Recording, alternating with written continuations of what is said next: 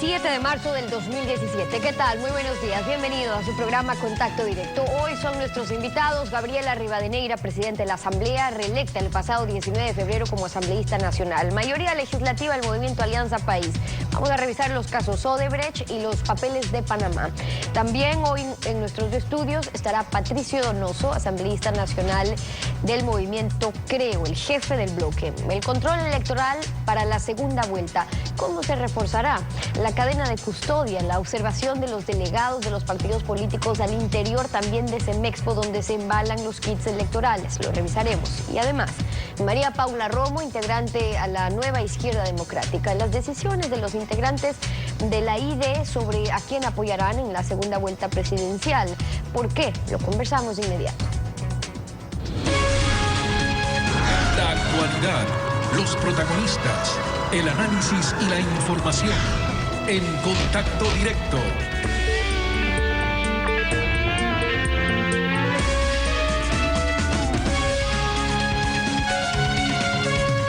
Y hoy, como todos los viernes, Lenin está con nosotros. ¿Cómo te va, Lenin? Muy bien, Steffi, amigos televidentes, un buen día para todos.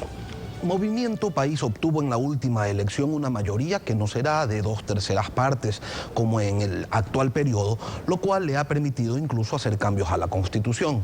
Sí han logrado una mayoría absoluta que les permitirá blindar el modelo que han desarrollado durante 10 años en el país. Gabriela Rivadeneira, presidenta de la Asamblea, reelecta el pasado 19 de febrero como asambleísta nacional. Muy buenos días. Un saludo muy especial, Lenin, en esta mañana de viernes, al igual que a todos los ecuatorianos y ecuatorianas.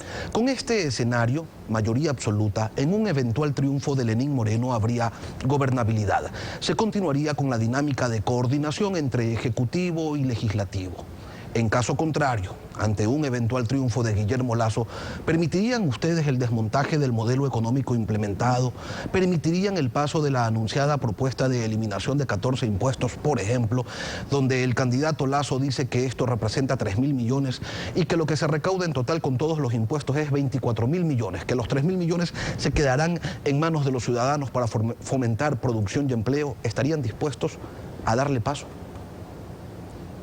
Bueno, yo creo que ese es un caso no consentido. Estamos trabajando sumamente fuerte para consagrar esa victoria que ya la tuvimos el 19 de febrero en las urnas, gracias a la mayoría del pueblo ecuatoriano. Es decir, nos distancian más de 1 millón de votos entre el candidato Lenín Moreno Garcés, que es el verdadero candidato del cambio, y del candidato banquero Lasso. Es decir, eso nos permite sin duda alguna marcar la agenda legislativa del 2017 al 2021 para garantizar absoluta gobernabilidad, pero sobre todo garantía y ampliación de derechos, que parece que eso no se está comprendiendo claramente en el debate político actual, especialmente por parte de la propuesta de campaña del candidato Lasso. Es decir, cuando estamos hablando de la posible privatización de salud, privatización de educación, privatización de la seguridad ciudadana, la nueva propuesta que para el candidato vicepresidente Andrés Páez, ya lo hizo cuando fue diputado, con su puño y letra promover las normas para la tercerización, es decir, la explotación laboral del siglo XXI.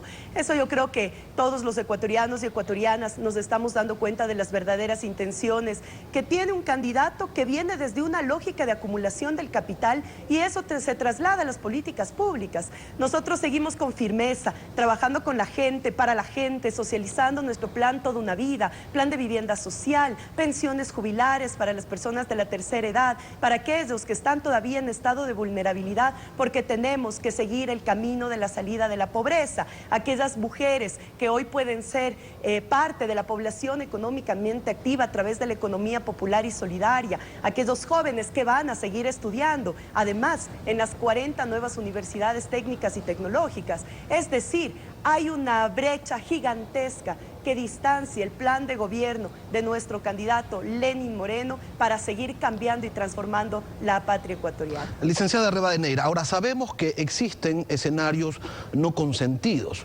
Sí, ustedes no consentían llegar a una segunda vuelta.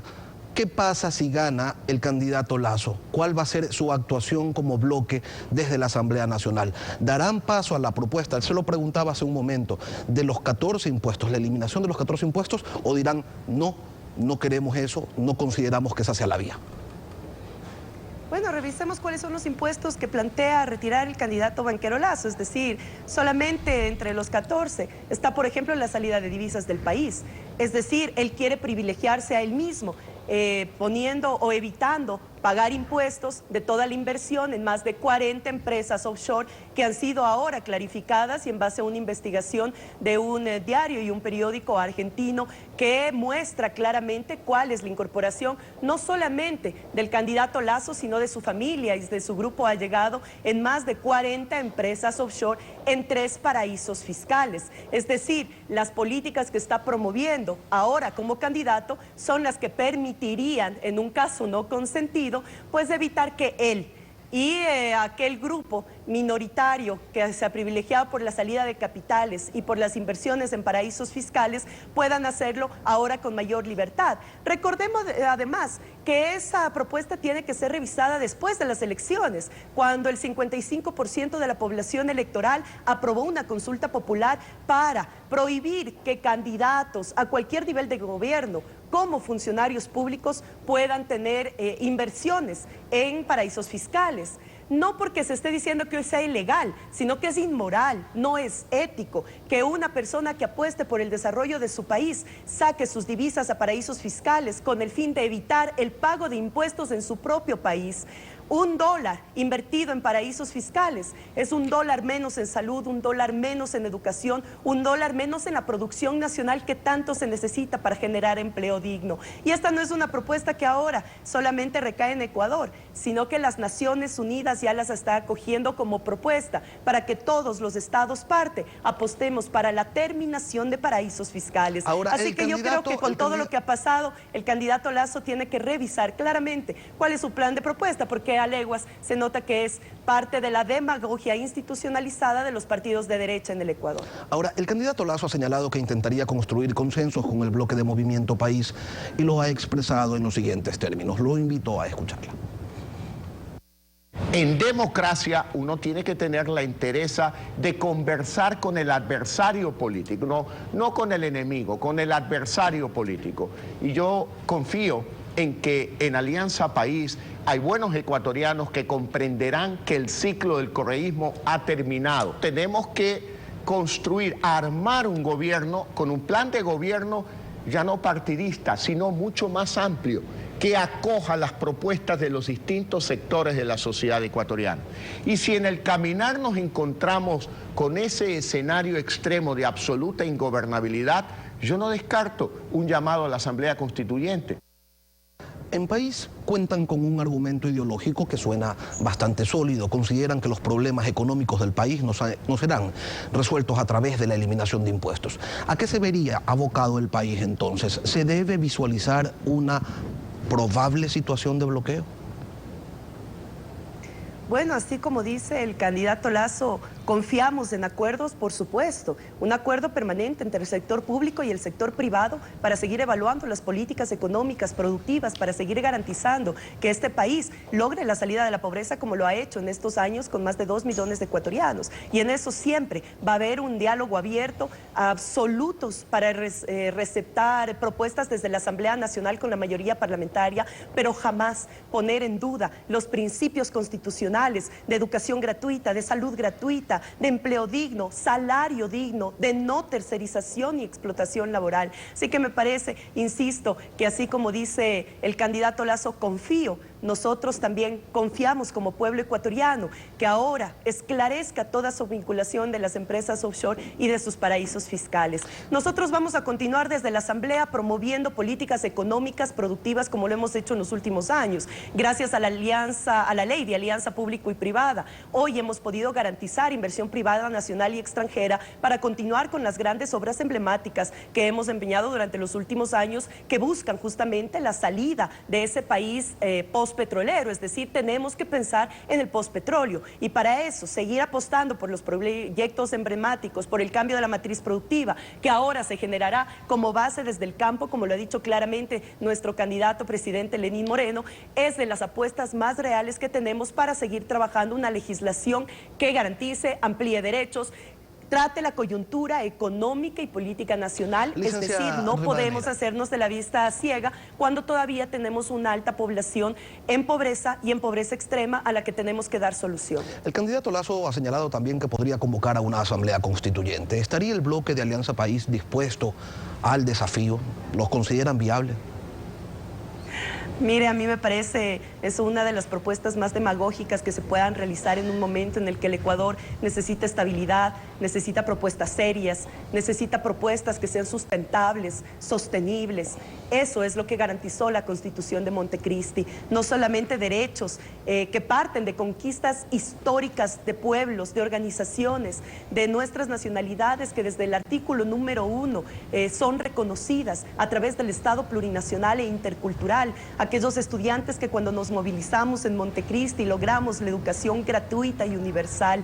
Eso es lo que jamás puede estar en juego y es lo que está recogido en nuestra Constitución de Montecristi. Así que revisémoslo, por supuesto, pero todo lo que no tenga que ver con irrumpir las conquistas sociales, los principios básicos de un pueblo que se despertó, que está vibrante, que no va a permitir que sus derechos fundamentales tengan retroceso, como lastimosamente hoy está pasando con el presidente de derecha, Macri, en Argentina, que es el símil justamente de Lasso en Ecuador. Es decir, aquellas propuestas de millones de empleos, de garantías para continuar con derechos, hoy se han visto altamente afectados con el regreso de las políticas neoliberales. 1 de cada 3 argentinos ha vuelto nuevamente a la pobreza después de años de haber recuperado una clase media, de haberla fortalecido, de haber logrado salida de la pobreza. Ahora, para licenciada nosotros, Rivadeneira, eso no está en juego y no puede ser tachado tampoco por un cambio. A Macri lo elige una mayoría de argentinos cansado, hastiado de los abusos de poder y de los escándalos de corrupción. El Consejo de Administración Legislativa designó una comisión para que investigue los Panama Papers. Al final, lo único que se ha concretado es una consulta popular donde triunfa la tesis del gobierno. Y eso tiene que implementarse. Pero ¿qué pasa con las redes de corrupción? En el tema Petroecuador hay decenas de juicios. En el caso de Brecht no hay nada. El fiscal busca un acuerdo de reparación, pero ¿qué pasa con quienes cometieron las irregularidades? Funcionarios públicos que están sujetos al control político y a la fiscalización de la Asamblea.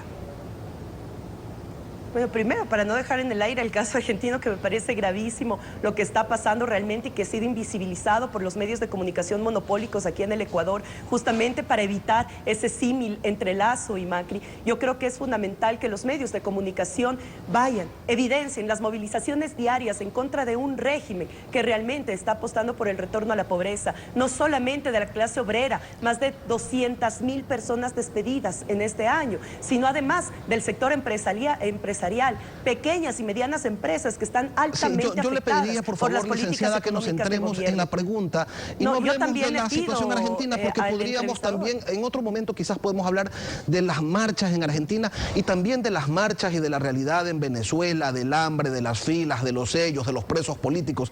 Centrémonos a los Panama Papers, centrémonos en los casos de corrupción y qué es lo que han hecho o cuál es la deuda con la que ustedes desde la Asamblea se quedan en este tema.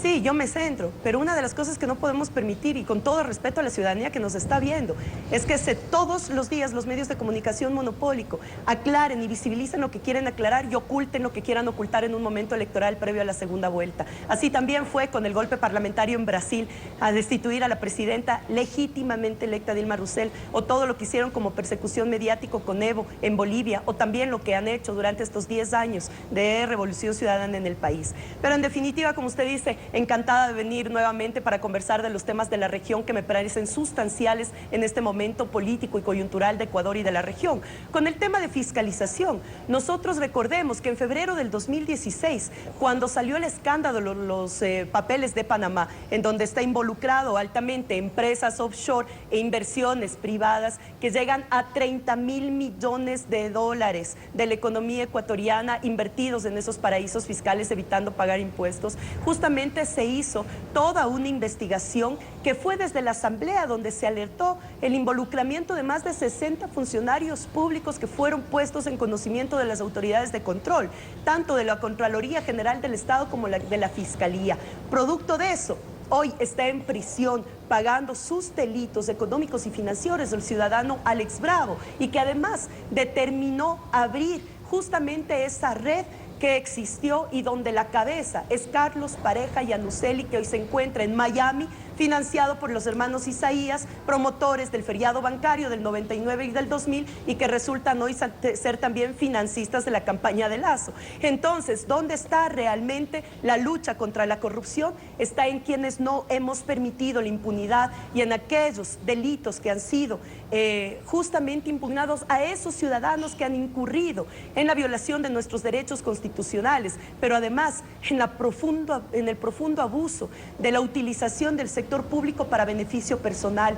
Este es un proyecto que no deja en impunidad, este es un proyecto que ha generado no solamente la Secretaría de la Transparencia Anticorrupción, la ley que faculta la sanción por parte del sistema financiero de todo lo que es enriquecimiento ilícito, nuestro último Código Monetario y Financiero que pone normas claras al sector privado, bancario, sobre el abuso de los ciudadanos y ciudadanas. Entonces aquí no estamos hablando de ningún tipo de impunidad, cuando estamos viendo que realmente aquellos delincuentes que le deben dar cara al país y a la ciudadanía están desde Miami ahora siendo los grandes voceros del candidato Lazo. Entonces, ¿quién realmente está atrás de tapar los hechos de corrupción de este país? Eso es algo que debemos seguir reflexionando con la ciudadanía. Sí, usted me relata lo que se ha trabajado en el caso Petroecuador. Yo le preguntaba qué se ha hecho en el caso de Odebrecht. Odebrecht, allí estamos nosotros no hay también nada. hemos Lamentablemente, abierto el licenciada, espacio. se nos terminó el tiempo. Yo quiero agradecer su presencia pero tampoco puedo esta mañana. Suelto, solamente decir que como todo el mundo sabe y más de los 12 países involucrados en el caso de Odebrecht, estamos al igual que esos 12 países a la espera que el Consejo Federal brasileño, así como el estadounidense, aclare cuál es la lista completa de los nombres involucrados en los casos de Odebrecht, no solamente en Ecuador, sino en los 12 países que han sido involucrados en el caso Odebrecht a nivel mundial. Gabriela Rivadeneira, presidenta de la Asamblea, reelecta como asambleísta nacional, gracias por acompañarnos. Así es.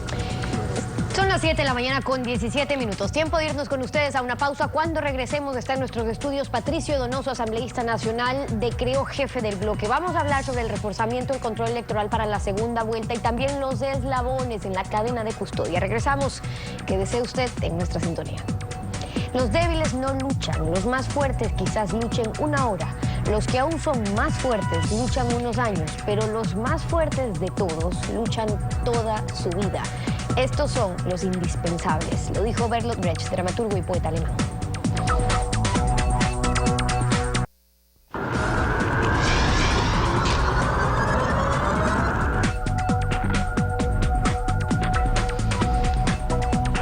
Son las 7:22 en Contacto Directo. Patricio Donoso, asambleísta, jefe del bloque de Creo. Bienvenido, gracias por acompañarnos. Soy yo el agradecido, Steffi. Muy buenos días a usted y a la opinión pública que me ve y me escucha a través de Ecuavisa. Buenos días. Escuchábamos hace poco a Gabriela Rivadeneira en la entrevista previa a la presidenta de la Asamblea decir que en el país hay un interés por ocultar la realidad que ocurre en otros países, en Argentina, por ejemplo. Y en relación a eso, esta misma semana la venezolana Lilian Tintori fue impedida de ingresar a nuestro país, valiéndose de cualquier excusa en la ley de movilidad que no aplican para otros extranjeros que muy campantes sí tienen injerencia política interna en nuestro país, y está bien, pero a Tintori le impidieron la entrada. ¿No es una forma esa de impedir que se conozca la realidad venezolana que quería contar Tintori acá? ¿Qué quería el movimiento Creo? Porque fue Creo quien le hizo una invitación a Lilian Tintori para que venga a este país. Cuando la invitaron, ¿cuál era el fin? Muchas gracias por la pregunta, porque me da la oportunidad de decirle a este gobierno que cometió un serio error, porque este gobierno habla de la libre movilidad, de la patria grande. Cuando viene el señor Patricio Meribel, chileno, a hacer proselitismo político a favor de este gobierno, no pasa nada. Pero cuando viene Lilian Tintori, esposa de un preso político en Venezuela como Leopoldo López, ese momento todas las alarmas se prenden y no le dejan ingresar al país. Creo que el gobierno cometió un serio error. Ahora bien, iba a reunirse, por supuesto, con Guillermo Lasso. Le aplicaron a Lilian Tintori lo mismo que a Cynthia Viteri le aplicaron meses atrás en Venezuela, cuando el presidente Maduro resolvió que Cynthia Viteri no puede entrevistarse con ella, precisamente con Lilian Tintori. Y ahora se ve que la vacuna es exactamente la misma, tanto del señor Maduro como del señor Correa. Pero la diferencia es el mensaje que venía a transmitir Lilian Tintori. Por eso yo le preguntaba a qué respondía esa invitación, porque ella es una defensora, para quienes sí lo consideran, de derechos humanos, que un mensaje ha calado en el mundo entero y ha recorrido varios países de la región y del mundo con ese mensaje, a diferencia de nuestro país, donde no pudo ni siquiera entrar. Entonces, ¿cuál era el mensaje que se quería compartir? Lilian Tintori ha sido recibido por el gobierno de los Estados Unidos, ha sido recibido por el Parlamento Europeo, pero no por el Ecuador, cuando lo que quería era, y nosotros también por supuesto, que diga la verdad sobre la crisis humanitaria, la crisis ética que hay en Venezuela, la crisis de alimentos. La gente se está muriendo de hambre, la gente no tiene trabajo, la gente no tiene medicinas. Queríamos que le cuente a la gente ecuatoriana exactamente lo que está ocurriendo a Venezuela, porque si se toman decisiones equivocadas el próximo 2 de abril, vamos directo camino a Venezuela. Y nosotros queremos bregar por la democracia, no solamente en el Ecuador, sino también en Venezuela. Esa era la razón de la visita de Lilian Tintori al Ecuador. Lo importante del próximo 2 de abril es que se respete la voluntad popular, ya sea con un voto favorable para Lenín Moreno o un voto favorable para Guillermo Lasso. Y hablemos sobre eso, de la importancia del control electoral previsto para el 2 de abril. Primero, ¿cómo tomaron ustedes las declaraciones del ministro de Defensa, Ricardo Patiño, de que no existe tal cadena de custodia, que no le compete a Fuerzas Armadas, que ellos están encargados de la seguridad, no de seguir esta cadena de custodia de las actas, por ejemplo? Lo increíble es que sea el gobierno el que tenga que salir a defender al Consejo Nacional Electoral sobre inquietudes inherentes a la transparencia electoral. Lo increíble es que el ministro de Defensa tenga que salir a decir que el general Castro está equivocado. No se olvide usted que en el país tenemos que ser transparentes siempre. No hay duda de aquel viejo adagio, sabiduría popular, que dice que la mujer del César no solamente debe ser honesta, sino parecer serlo también. Y yo sí le pido al gobierno que guarde la mesura, que controlemos todos los actores políticos del proceso electoral del 2 de abril. Le quiero dar un antecedente, Steffi. El 18 de diciembre del 2015, hace ya 15 meses, todos los movimientos y partidos políticos de la oposición nos reunimos para bregar precisamente por la transparencia electoral, que la línea de custodia sea respetada, que la decisión de la gente sea respetada, que la voluntad popular no puede ser moldeada para nada, sino que tiene que ser precisamente cuidada. Y en ese acto, todos los movimientos políticos le dijimos al Consejo Nacional Electoral en pleno 3 cosas. 1, depuración del padrón electoral. Nunca se depuró. Mire que Chile tiene más habitantes que el Ecuador, sin embargo tiene mucho más cantidad de votantes. Algo está pasando con el padrón electoral. Segundo, que controle el uso y abuso de medios públicos. Y todos los días vemos, y usted como acuciosa periodista que es, sabe, y la opinión pública que me ve y me escucha a través de Coavisa sabe, que todos los días se da un linchamiento mediático de aquellos canales de televisión que el propio presidente Correa y un señor de apellido Bravo, entonces gerente de la AGD, el 8 de junio del 2008, dijeron que en 6 meses estarían en manos privadas. Y como decimos los quiteños, sigue el gobierno usufructuando de esos canales. Esos son 2 puntos importantes, pero luego de cara al próximo proceso, que está muy cerca ya, el martes pasado Jorge Vega, el director de logística del CNE, del Consejo Nacional Electoral, explicaba también cómo funciona el control al interior, por ejemplo, de Semexpo, donde se arman los kits electorales. Escuchemos y recordemos algo de eso. El excomandante del ejército Luis Castro, hace algo más de 2 semanas, señaló que la custodia militar del material no es completa, resaltando precisamente el momento en el que se arma el kit y se incluyen urnas y biombos. El funcionario del CNE, sin embargo, resalta que el que no haya militares en el interior no implica que no haya custodia. Tienen acceso a cámaras de alta resolución, las que prácticamente son las que usa la misma resolución aquí GEME. Van a poder ver que se pueden hacer acercamientos y zooms súper fuertes. El ejército también mantiene reportes constantes con personal de inteligencia dentro de la integradora. ¿Basta con eso? No comemos cuento. Nosotros queríamos estar ahí. Mire, muchos kits, miles de kits electorales ya fueron remitidos y enviados al exterior para aquellos ecuatorianos que votan en Estados Unidos, en Canadá, que votan en Latinoamérica y que votan en Europa. Por eso es que estamos nosotros bregando por esto, si me permite la cámara, por favor. 40.971 mesas electorales estarán cubiertas por actores de Creo y otros movimientos y partidos políticos del Ecuador para controlar el voto aquel domingo 2 de abril. Ahora, pero eso mismo Además, dijeron en la primera vuelta, que iban a tener como 40.000 personas, voluntarios dentro del proceso, pero se vio en algunas zonas y mesas donde faltaba delegados de Creo. ¿Algo falló? ¿Han tomado las medidas necesarias para la segunda vuelta? La respuesta a su pregunta es lacónicamente sí, hemos tomado precauciones. Más allá de que hemos visto con buenos ojos el apoyo que nos darán 14.000 militares en servicio pasivo, además de 8 coordinadores por cada recinto, un total de 5.000 coordinadores. Lo que hace, Steffi, un total de más de 50.000 personas, gente de buena fe que va a estar cuidando las mesas electorales del 2 de abril. Porque debemos cuidar, como reza el artículo 9 del reglamento de elecciones, debemos cuidar precisamente la opinión de la gente, el voto popular, la decisión soberana. Hay un momento crucial dentro del proceso que es justamente cuando meten el material electoral en las urnas, en los biombos. ¿Han pedido ustedes como partido político, movimiento político, que puedan estar allí sus delegados revisando lo que ocurre?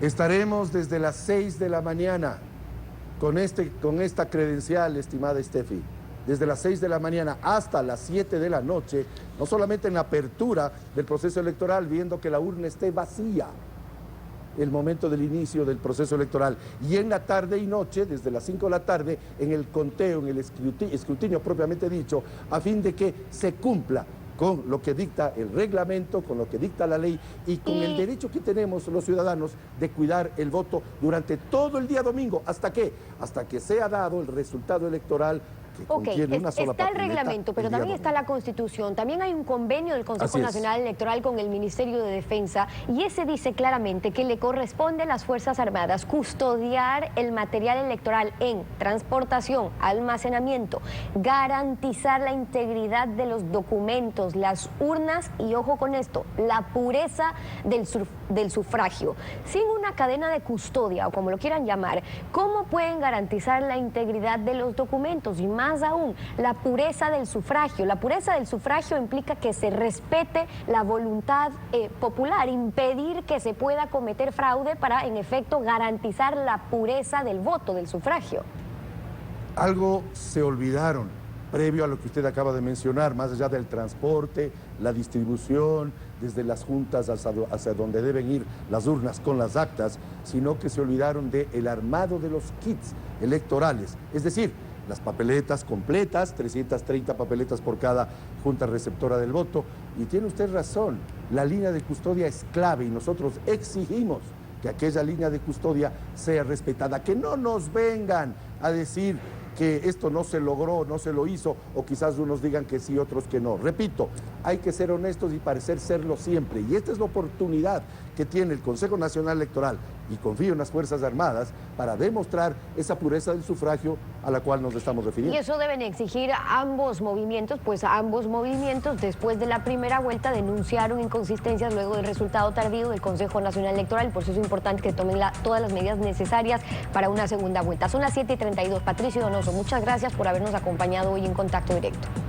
Muchísimas gracias. Le digo algo para terminar. ¿Cómo no? Múltiples movimientos y partidos políticos se han unido a esta acción. Yo mismo me he reunido con presidentes provinciales acá en Quito, en la provincia de Pichincha, del Partido Social Cristiano, de Sociedad Patriótica, de Pachacutic, de Avanza, precisamente para cuidar junto con ellos la decisión de ustedes, la gente que nos está viendo y escuchando a través de Coavisa.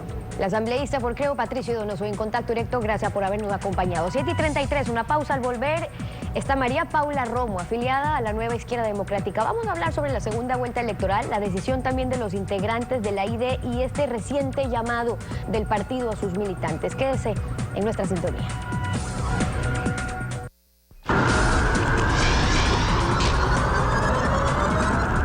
La Izquierda Democrática el pasado 2 de marzo resolvió dejar en libertad a sus militantes para que escojan la opción presidencial que consideren mejor. Pero el 13 de marzo emitieron un nuevo comunicado en el que señalan: en la coyuntura actual que nos obliga a escoger entre autoritarismo y la democracia, sin duda, confiamos en que nuestros militantes escogerán la alternativa democrática. ¿Qué significa aquello? Es lo que le consultamos a María Paula Romo, abogada y afiliada a la Izquierda Democrática. Buenos días.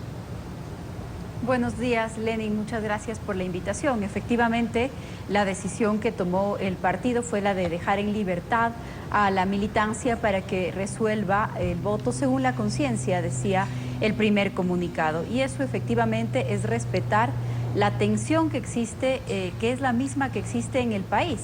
Muchos sectores que miran en esta próxima elección la posibilidad de escoger entre el cambio de gobierno o darle un día más a un gobierno que tiene mucho que explicar y para el que, por ejemplo, desde mi punto de vista, 10 años ya han sido suficientes. Hay otros que tienen una preocupación más ideológica sobre las posturas de los distintos candidatos y eso impide o impidió en su momento que la izquierda democrática dé un respaldo directo a uno de los candidatos, al candidato Lasso, para ser exacta.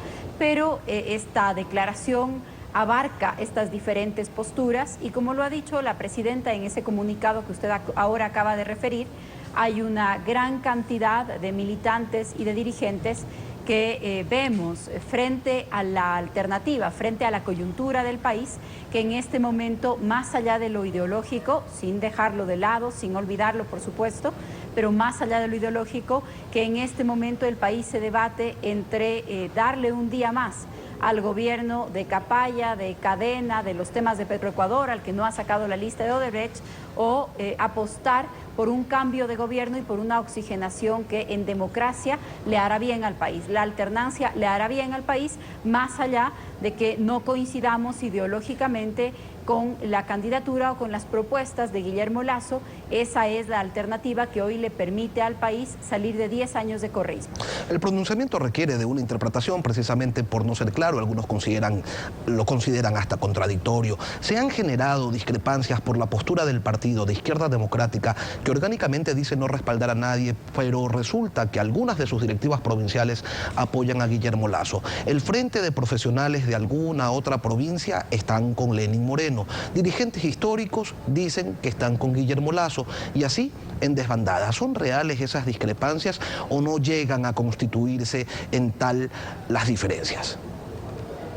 Mire, existen estas diferencias internas, algunas han sido públicamente discutidas, hay posturas que han sido públicas a favor de una y otra candidatura. Para nosotros es muy importante algo, no solamente se trata de terminar con 10 años del mismo gobierno, también se trata de terminar con 10 años de una forma de ver la política, con 10 años de una forma intolerante de ver la política, de una forma en la que la política es morir o matar, o están conmigo o están absolutamente de acuerdo, o son traidores y entonces hay que empezar a mirar fantasmas en todos lados. Parte de lo que hay que recuperar, y yo estoy segura de que la izquierda democrática, la nueva izquierda democrática va a hacer un aporte en eso, es que hay que recuperar la esencia democrática del debate político, en donde hay momentos en donde no todos estamos de acuerdo, en momentos en los que no estamos de acuerdo o en circunstancias en las que no todos estamos de acuerdo, privilegiar la libertad y la democracia para que la discusión nos lleve a la mejor salida. Usted mismo lo ha dicho, en estos días se han hecho públicas y se han expresado distintas posturas al interior del partido. Confío en que vamos a ser respetuosos con esas distintas posturas y que vamos a ser capaces de mirar más allá del día de las elecciones.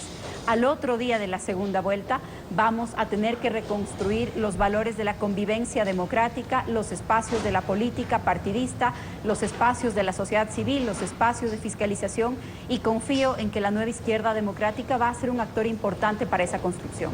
Cuando les dicen que desde la izquierda no se puede respaldar a la derecha, ¿con qué argumento usted les responde, doctora Romo? Yo creo, Lenin, que en esta elección, en esta segunda vuelta, lo que tenemos es que escoger entre dos posturas de derecha.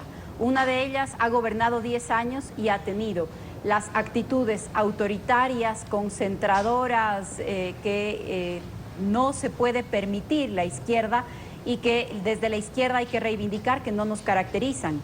Por supuesto, desde posturas progresistas nos preocupan, yo lo digo en primera persona, me preocupan desde una postura progresista, decisiones conservadoras, privatizaciones, vender los recursos del país, poner en riesgo la seguridad social, pero todo esto que me preocupa desde una postura progresista es lo que el gobierno de Rafael Correa ya ha hecho. el gobierno de Rafael Correa ha perseguido a defensores de la naturaleza, a defensores de derechos humanos, ha disuelto sindicatos, se encuentra en un proceso de privatización en el país que la derecha no se podría permitir o que no se ha permitido por la resistencia que la sociedad precisamente le ha impuesto. Es el gobierno de Rafael Correa el que ha ampliado la frontera petrolera, el que ha inaugurado la megaminería a gran escala, el que ha criminalizado a mujeres en ejercicio de sus derechos. Así que creo que más allá de las banderas que cada uno levante, hay que juzgar las propuestas desde las decisiones, desde los hechos, desde los resultados.